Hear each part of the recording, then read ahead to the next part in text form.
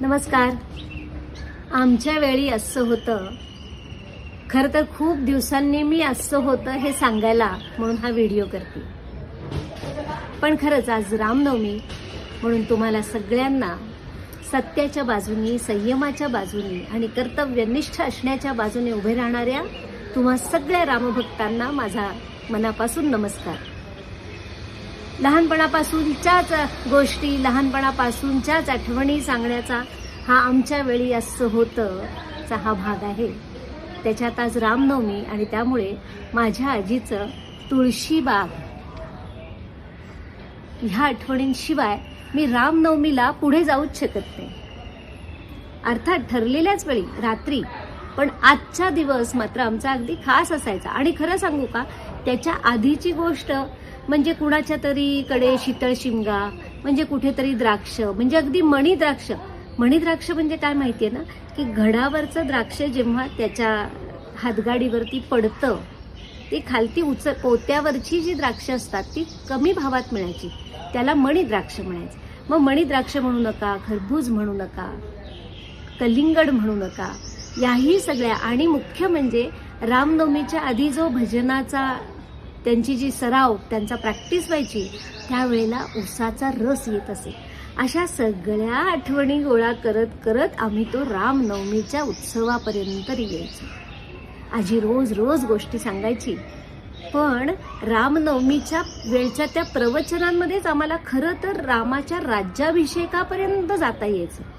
तोवर काय व्हायचं की राम वनवासाला जाणार किंवा राम सीतेबरोबर वनवासाला गेला हे सांगतानाच माझ्या आजीचा ऊर इतका भरून यायचा, इतकं घाई भरून यायचं, डोळे इतके डबडबायचे की आम्हाला अगदी घरातलंच कुणीतरी आता बाहेर जाणार आहे असा फील यायचा.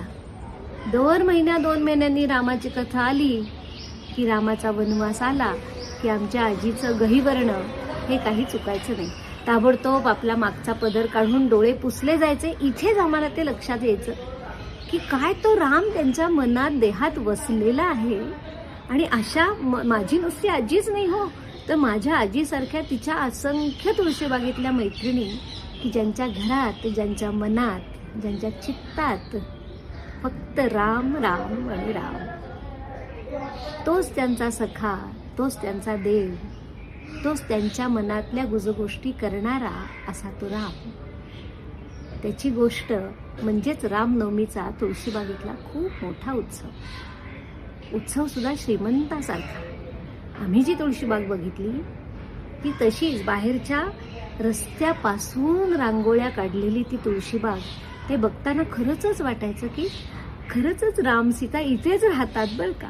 इतका तो सुंदर हनुमंतासारखं प्रतीक तर आम्हाला जे तुळशीबागेत समोर दिसतं, रामाच्या समोर उभा ठाकलेला तो हनुमंत, काळ्या शार पाषाणात कोरलेला असा तो हनुमंत बघून आपल्याला इतका आधार वाटतो असा तो हनुमंत. त्यामुळे गुरु शिष्य म्हणा, मित्र म्हणा, सामर्थ्य आणि भक्तीचं प्रतीक म्हणा, या सगळ्या गोष्टी ज्या आपल्याला लक्ष्मण, राम, सीता आणि हनुमंत यांनी दिल्या, त्याला स्मरून आज रामनवमीच्या तुम्हाला सगळ्यांना शुभेच्छा. नमस्कार.